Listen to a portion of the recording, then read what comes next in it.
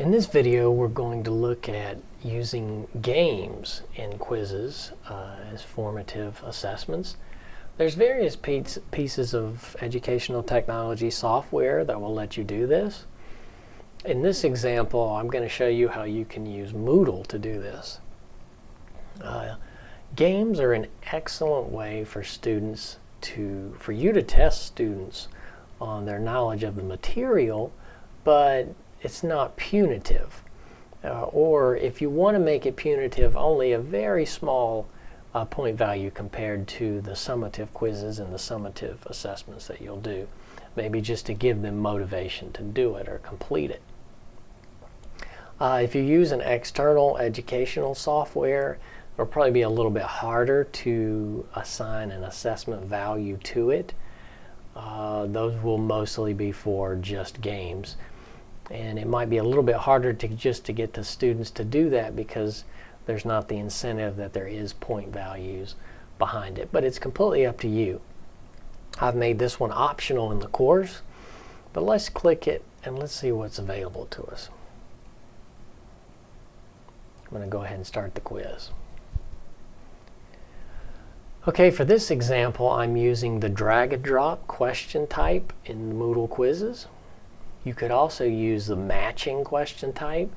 These are two perfect question types for this kind of game activity where you really just want them to practice. You don't want to be punitive. You don't want to measure what they've learned so far officially. You're just giving them an opportunity to practice. Maybe you could make this worth 5 points and a regular quiz is worth 100. And give them unlimited attempts, so to make sure they get the 5 points if they stay in here long enough. But what this will do is this will give you the quiz attempts so that you can go in there and see the questions students are having problems with. Particular students, you can go in there and see where an individual student was having problems. How many attempts did it take them to get the 5 points? This is valuable information for you. And it's valuable information for your students.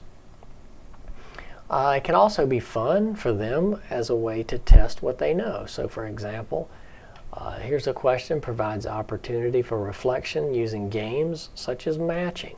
So this is exactly what we're doing. So that's what a formative assessment does. Okay, so that's the best in this list because we know a summative assessment isn't going to do that. Provides opportunity for reflective writing that is not timed. So if you remember from the lesson, the timed reflective writing was through the formative quizzes. But the untimed, that's done through the formative, not a formative assessment, but through the formative assignment. So that's a little bit tricky. The formative assignment in Moodle is what you would create for a reflective writing assignment that's not timed. If it was timed, it would be a formative quiz.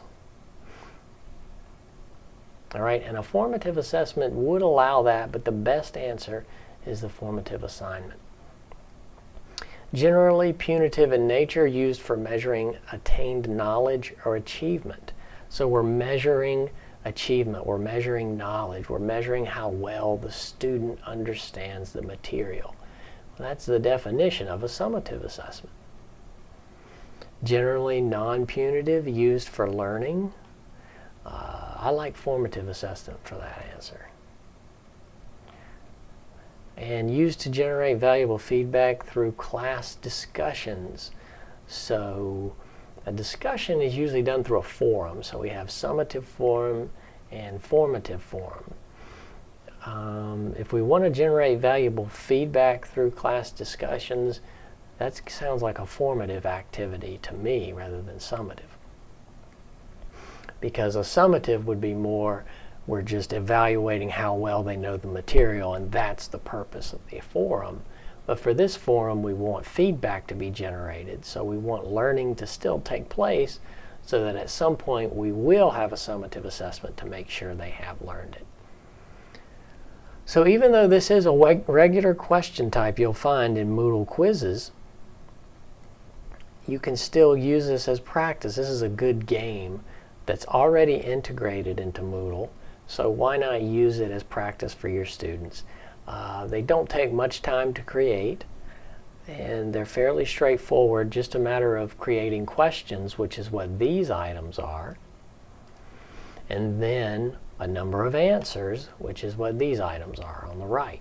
You can have more answers than questions, so that some of these are wrong answers, so if they put it somewhere, they get them wrong.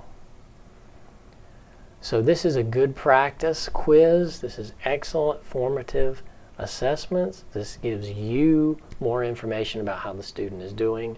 This gives the student more information about how they're doing, and it's in a less pressure environment because there's very little at stake for the student. This isn't a high stakes game of poker with $1 million on the table. This is more playing pokers with potato chips, which there's a lot less pressure. So students are more likely to feel comfortable to come in here and repeatedly do it. And especially in the summative quizzes, they normally only have 1 or 2 attempts.